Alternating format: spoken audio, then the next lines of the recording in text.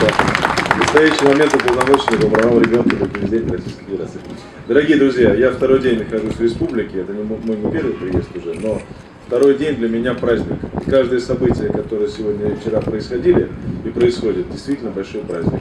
Детский садик сегодня большой открывали, конкурс подводили итоги конкурса «Семья глазами ребенка». Вот сегодня открываем вторую часть дома для лиц из числа детей-сирот.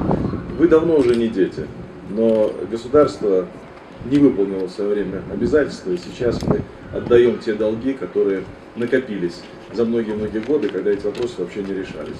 И я не соглашусь с Алексеем Маратовичем, хоть он мой большой друг, и я его очень уважаю. Вы знаете, нам уже не должно быть стыдно, потому что мы вообще-то новое поколение, что Алексей Маратович, что я, мы пришли в государственную работу уже до этого, доказав, что мы что-то в жизни стоим, правда? И поэтому нам не стыдно. Мы как раз делаем все, чтобы отдать те долги, которые накапливались годами.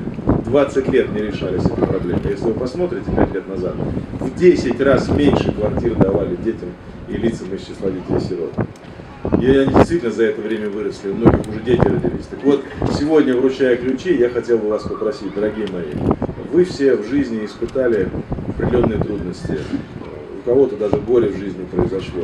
Давайте сделаем так, чтобы в жизни ваших детей, наших детей, никогда ничего подобного не повторилось. Сиротству не место на нашей земле. Россия должна быть без сирот. Поздравляю вас с этим праздником. Спасибо.